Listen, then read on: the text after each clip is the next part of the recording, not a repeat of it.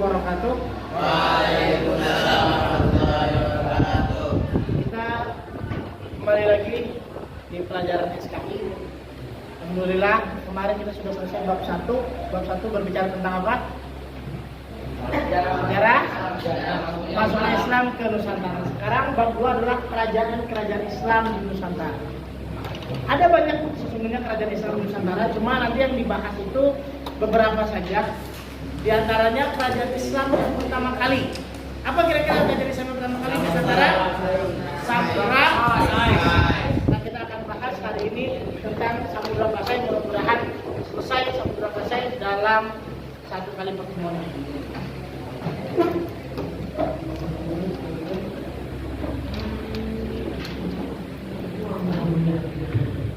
Perhatikan, ini adalah gambar Pulau Sumatera.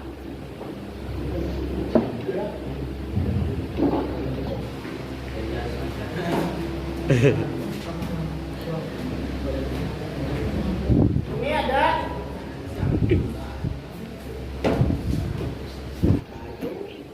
Malaka. Di sini Thailand. Ini Malaysia. Dulu di sini adalah kerajaan Pernak. Di sini ada Singapura. Di sini yang namanya Selat Malaka.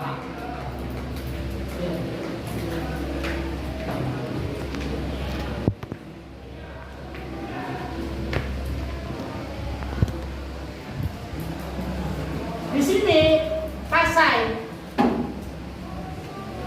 Di sini Aceh. Di sini Malaka.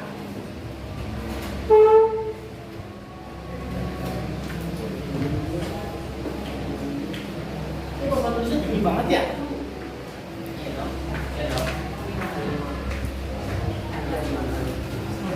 Sekarang kita akan bahas tentang Samudra Pasai. Apa? Samudra Pasai.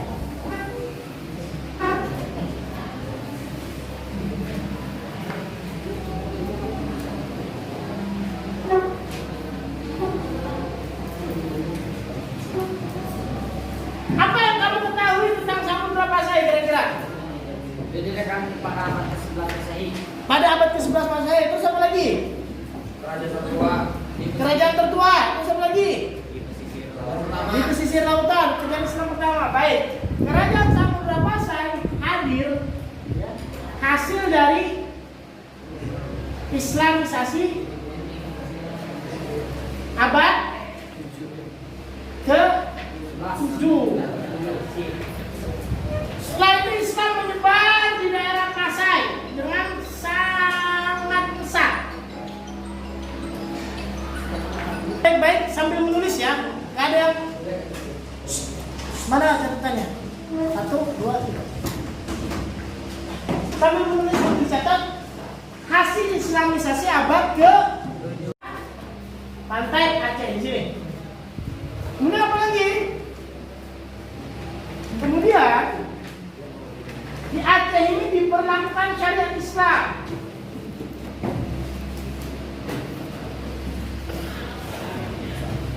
Islam yang berzinah dirajam, yang mencuri dipotong tangannya. Ya. Kemudian apa lagi? Tertular budaya Timur Tengah.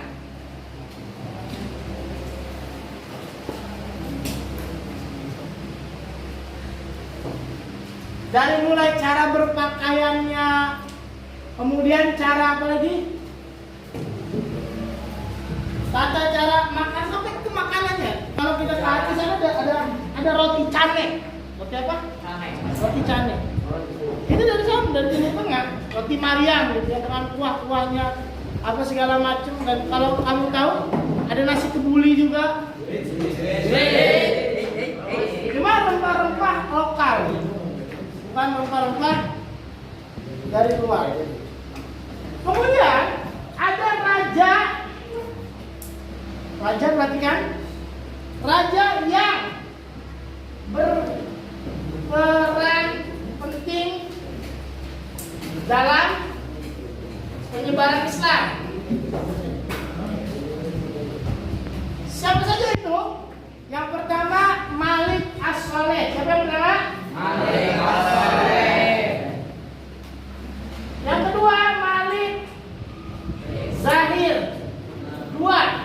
Pantolo. Dialah yang ketemu dengan Pantolo, nggak ada udah manusianya. Malik Zahir II yang ketemu dengan Ibnu Battuta. Kemudian Zainal Abidin.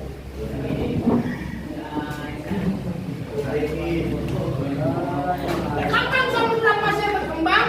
Berkembang ketika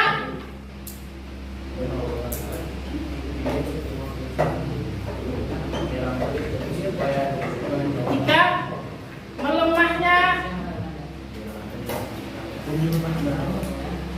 kerajaan Sri, terjadi kekacauan. Nanti anak dari Raja Sriwijaya yang bernama Parameswara ini pergi berkelana ke Tumasik. Pergi berkelana kemana? Ke Tumasik. Nanti di Tumasik dia berjalan lagi menyusuri pantai utara, pantai Malaka, dan mendirikan kerajaan di sana namanya Kerajaan Malaka. Awalnya kerajaan Hindu atau kerajaan Buddha di sana, kerajaan Hindu. Tapi pedagang Timur Tengah nggak mau jualan sama orang bukan selain Islam. Ente Hindu, saya nggak mau dagang sama ente. Maka para Parameswara berpikir keras, bagaimana caranya biar orang-orang bisa dagang, saya bisa dagang sama pedagang Arab. Oh, masuk Islam. Ya sudah, dia masuk Islam. Akhirnya kerajaan Malaka berdiri pada tahun 1400 Masehi. Kita lanjutkan lagi. Ada pelancong dari barat namanya Tom Pires. Apa kata dia? Pertama, di Samudra Pasai mata uangnya pakai dinar dan dirham. Kedua, kapal dari barat nggak boleh masuk, tapi kena pajak.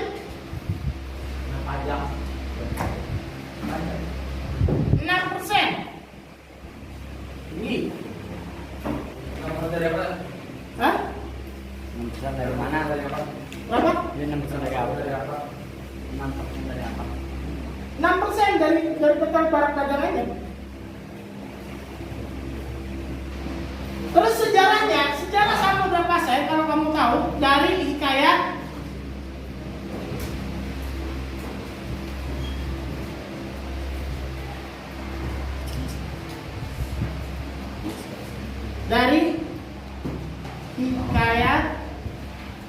Raja-Raja Pasai. Terus apa lagi? Kemudian kisah dari Melayu, Cina, dan Orientalis. Orientalis ini apa sih? Orang Barat yang belajar Islam tetapi untuk menjelek-jelekan Islam, bukan untuk membangun Islam. Jadi mencari sisi kelemahannya. Apa yang terjadi di Samudra Pasai? Samudra Pasai mengalami masa kejayaannya di zaman Sultan Zainal Abidin sampai mata uangnya pakai emas misalnya. Kemudian setelahnya berdagang rempah-rempah, rakyatnya disuruh nanam lada sebagai komoditi utama yang setahun 2 kali panen. Setiap panen dijual keluar pulau. Sekarang harga lada lagi murah, kalau lada lagi normal itu harganya 1 kilo 100.000. Bayangkan satu kerajaan nanam lada semuanya. Berapa juta ton itu. Setelah itu rakyatnya juga disuruh memelihara sapi perah, di mana sapinya susunya diambil. Setelah susunya diambil, dijadikan keju, diekspor ke Eropa, ke Timur Tengah. Jadi ramai sekali. Yang jadi permasalahan adalah Portugis atau Portugal datang ke sini. Awalnya cuma mau dagang, kemudian melihat daerah yang subur, menguasai. Akhirnya Malaka berhasil dikuasai di tahun 1511. Di sini tuh kerajaan Banten, kerajaan Demak memang merasa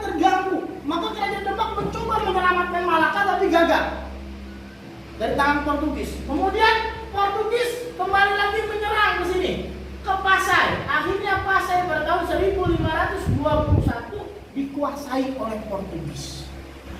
Karena kenapa? Karena pertama Pasai saat itu sedang mengalami lemah pemerintahannya. Perebutan kekuasaan terjadi di mana-mana. Banyak daerah yang ingin melepaskan diri. Kemudian datanglah penjajah, maka dengan mudah dikuasai. Untungnya di sini hadir muncul kerajaan Aceh. Aceh melihat, wah saudara saya dijajah, saya harus nolongin. Berangkatlah kerajaan Aceh menyelamatkan Pasai, maka pada tahun 1524 Pasai bisa dikuasai oleh kerajaan Aceh dan semenjak itu Pasai berada di bawah pemerintahan kerajaan Aceh sampai tahun 1900. Paham? Baik, sekarang kita lanjutkan lagi.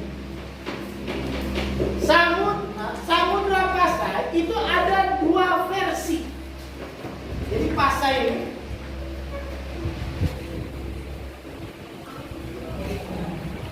ada dua versi. Versi yang pertama adalah versi Merak Siu, Merak Khair.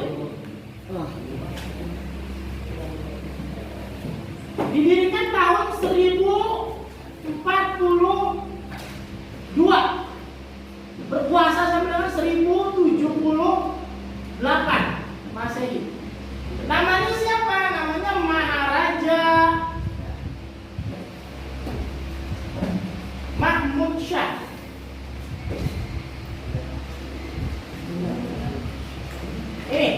Merah ini merupakan julukan buat bangsawan. Dan ingat, di zaman dinasti Merak Khair, maka gelar raja-rajanya memakai Maharaja. Sedangkan di sini ada lagi dinasti yang kedua, Merak Sidu. Di tahun 1285 sampai dengan 1297 Masehi. Namanya siapa? Nah, kalau di sini gelarnya namanya Maharaja, kalau di sini Sultan Malik Saleh Abdul Qadir. Bagaimanakah bisa ada dalam satu kerajaan dua generasi yang berbeda? Nanti kita akan bahas. Ceritanya begini. Ceritanya waktu itu Merak Khair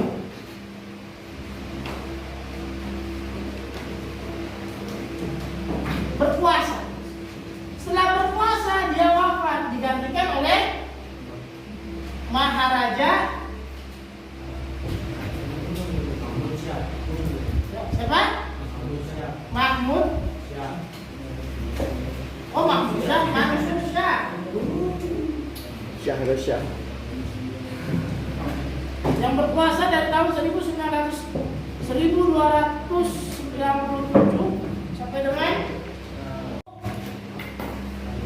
78 sampai dengan 1133. Kemudian digantikan lagi oleh Maharaja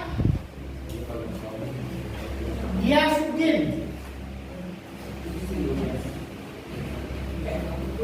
Syah tahun 1133 sampai dengan 1155. Nah, setelah itu kekuasaan diambil alih oleh yang namanya Maharaja Nuruddin.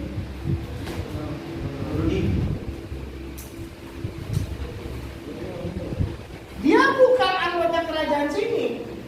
Dia itu merupakan orang luar. Siapakah dia? Dia ternyata orang Mesir.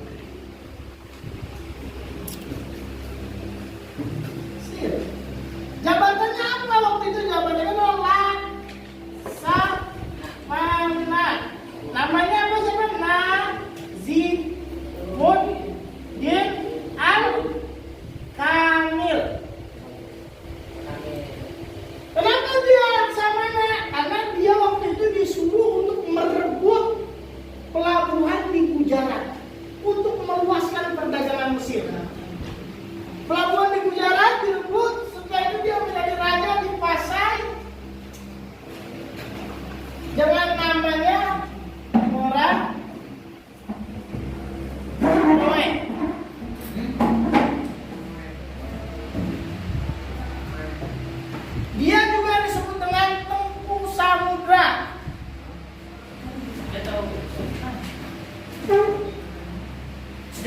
ada banyak banget ini.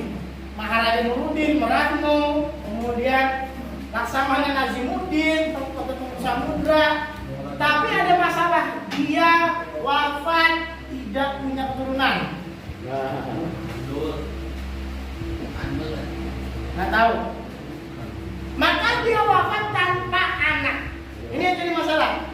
Setelah itu maka terjadi kekosongan selama 70 tahun, 75 tahun. Setelah itu barulah bangkit Merah Singh.